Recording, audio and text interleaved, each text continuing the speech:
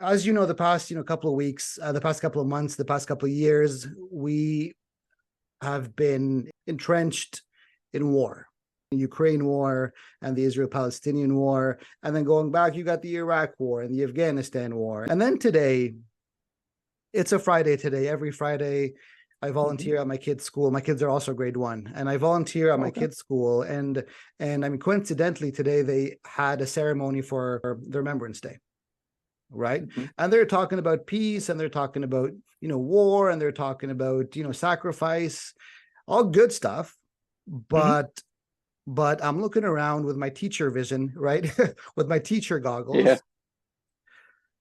All the kids are either staring at the ground, or they're staring blankly, or they're looking around, or they're biting their nails, or they're playing with their friend's hair. The awareness isn't there. Like, I'm like, what are you talking about? I don't know what a war is. I don't know what peace is. I don't know what remembering. I'm like, what are we remembering? I don't know. Is it appropriate, number one, to bring war into the classroom? If it is, at what level? I mean, how young are we talking? Like my kids, grade 1, I watch the news. I like to keep up with the war here and there. But every time they enter the room, I change the channel because what they see on TV is pretty horrific, right? It's the stuff of nightmares, right? At what age is it appropriate, if at all, to introduce them to, such things as war and the current events and sacrifice and death and politics, and you know what I mean? Yeah, sure. If at all. Yeah, that's a great question. I think that, I mean, it's one in which, we could definitely, you could pull 10 people and get 10, different responses. And so, but here's what I say. Yes, you have to, I think, as an educator, bring that into the classroom at an appropriate level, and we'll get back to appropriate level in just a second. But here's why I think that you can't ignore it, because while you say that you watch and keep updated, and then your kids walk in, you turn off the TV. Not everybody can say that, and I think too many times our youngest are exposed to conversations, to situations, and everything else through, overhearing adults or overhearing the television or something that, they're getting it on a very inappropriate level because of what's being said around non-educator adults. Like you said, you've mentioned your educator vision, right? So when your kids come in, that clicks in. You don't want them to be exposed to that same thing. But knowing that you've got a very diverse group of students that come into your classroom, that, to pretend that something's not happening within our world, within our community, I think that it's dangerous to pretend that doesn't exist. And I mean, and again, like, we try to monitor what our children see on social media, but not everybody does that. And so,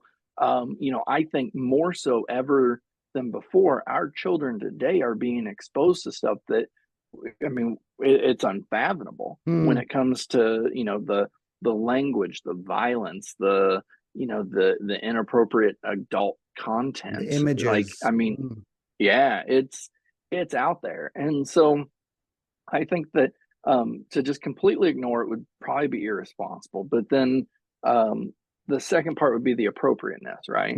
And so, I think that it's important that from very early on, at a grade appropriate level, we have conversations about things that have gone. And I'll use 9/11 as an example here for students, because that's clearly, that is a horrendous event that happened in United States history.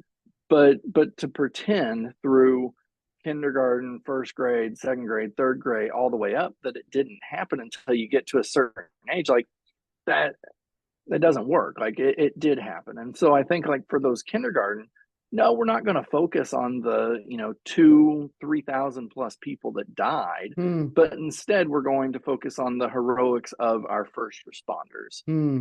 And then the second year, as they get into first grade, we build upon the heroics of the first responders, and then we add, another little piece. And so then we're talking these current events, we're talking these historical past events in a way that's scaffolded where they get the information, but it's at an appropriate level. Like, and I see all the time where I believe, in my opinion, some educators mess up and they show images of 9/11. Hmm.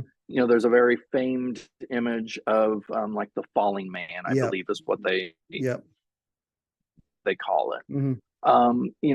That's probably not an appropriate image to show in an elementary classroom. But as you work your way up in high school, maybe that is an appropriate place to address it in there. But I do think that you have to have these ongoing conversations, because if you don't, and well, we can use like the Israel Palestine kind of conflict right Hmm. now, Hmm. and that It's the freshest if we're one not, it right now. is, Yeah. right? I mean, Mm.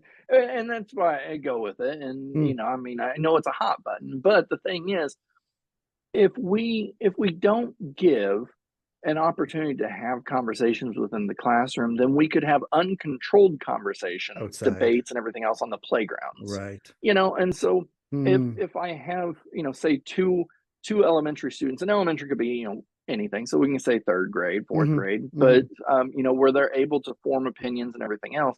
If we don't give them the opportunity to have that platform within our Mm. classroom where it's controlled and we can really kind of moderate, then we're really setting the stage for an unmoderated, outside of our classroom. So I that's where I kind of stand on that. Hmm.